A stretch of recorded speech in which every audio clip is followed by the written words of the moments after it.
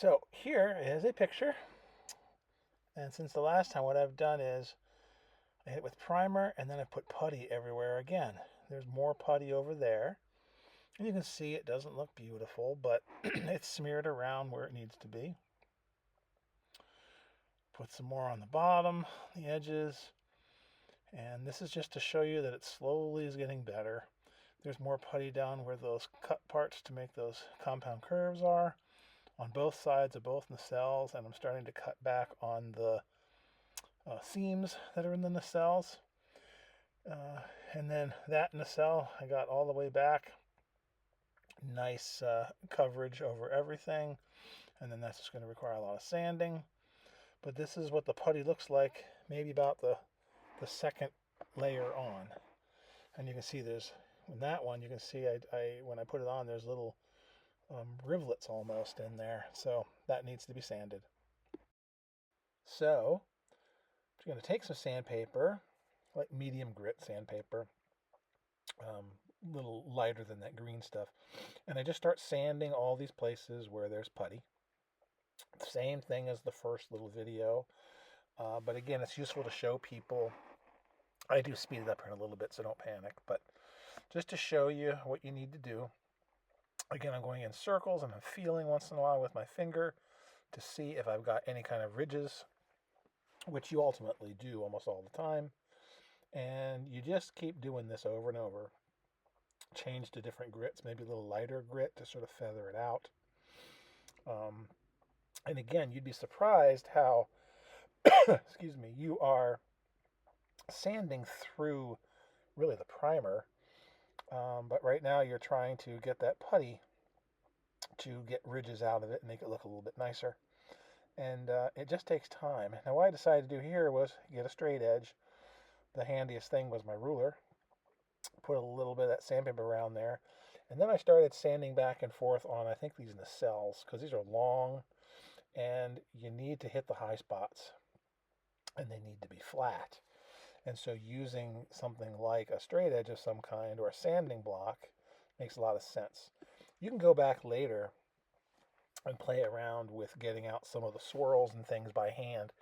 Yes, you got to worry about low spots when you use your fingers, etc. But this isn't a cherry car you're gonna put into a swap meet and sell it for $100,000. This is a model airplane, so as long as it doesn't look really silly and got dimples in it, you're going to be okay. And you're doing it very lightly, and it's going to be just like painting with using thin paint, multiple coats. You use delicate sandpaper multiple times, because you start taking it off in two big swashes, and you start to really dig into the paper and pull off big chunks of the primer and the putty, you're going to run into trouble. So this is all about moderation and being careful. And you can see I'm trying to use the straight edge as much as possible around many of the parts. Being careful not to hit some scoops. I guarantee you at some point I'll knock a scoop off. If that happens, you say a few words, lose your religion, and then you go back and put it on again. I do the same thing with other parts that are long and thin and basically should be flat and straight. So those long nacelles, same thing, using that straight edge to just sort of make sure that everything is hopefully sort of in the same plane. It isn't going to be perfect. And in fact, when you look at these real airplanes and you see them, like there's one of these in England, and if you look at it closely, it's now it's worked on and things and put together, etc., and it's on display, but it looks bumpy. It has ridges on it. It is not what you'd call the most perfect machine in the world. They weren't. They were put together with amazing tolerance, and they were all very flyable, and that was all very important. But these paper models are put together with skins, much like the real airplanes were. And so when you have little burbles and ridges and little bits of waviness, it's not necessarily a bad idea. It's like when you go to a model show and you see people put D-Day invasion stripes on Allied airplanes from the Second World War. They're beautifully masked off. They're fantastic. They're just straight and pure and perfectly aligned. Then when you see a picture of the real thing, it was a bunch of guys with white and black paint and brushes just slopping them on to try to get them on quickly. They were not even, they weren't straight. They didn't have nice edges on them in general. So same thing here. A few little inconsistencies, a wart here or there is not going to make any difference. You want to get rid of the major problems, and that's what we're working on. And if you look at this thing, gray really shows up problems. But if you look at this, especially like the bottom and those sides on the nose, and compare it to the other video I just put up, you'll notice there's a slight difference. I mean, it's not phenomenal yet. I'm not done yet, but it's getting there. It's going to take a while.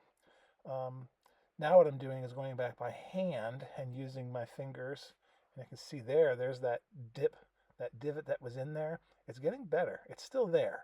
But remember, that was a hole. I mean, that was a dimple. It was crushed in.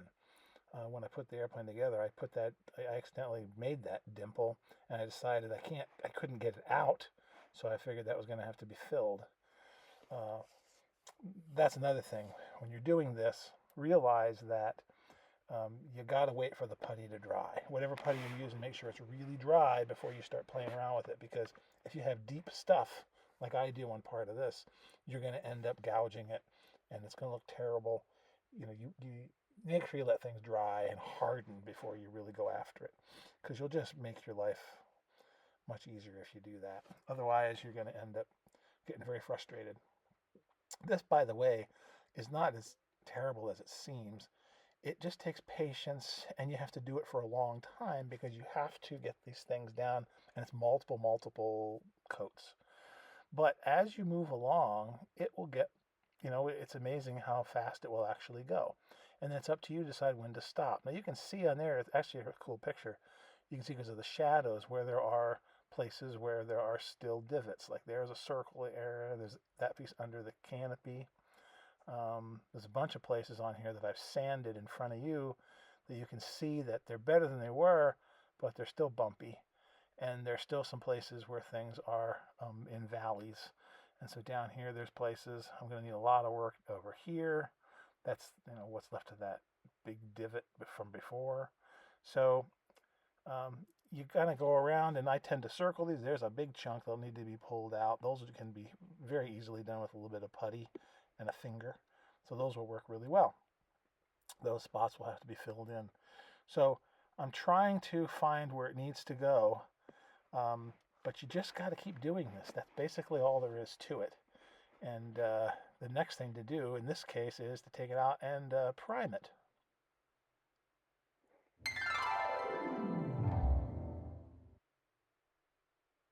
So this picture is after I put a coat of prime on each side, all over. And I'm just trying to point out that, you can still see where the understructure is, but it's slowly getting better. It is not ready by any means, but look at how much better it is. If you take that picture of the side and you look at even the beginning of this video, you'll see that there is a difference. So what it's going to take is a lot of this kind of stuff back and forth, and I won't show you any more of this unless I come across something that's super duper important or something really obviously different. Otherwise, it's going to be a lot of this looking, making sure things are clean, putting putty in, and sanding and getting it to the point where it's going to be good. And you can see the nacelles definitely need some more work, but they are better than they were. And with more sanding and more contouring and more puttying, they're going to be even better. So it's just going to take some time. And if I'm diligent with this, it should work pretty well. I got to fill under that canopy.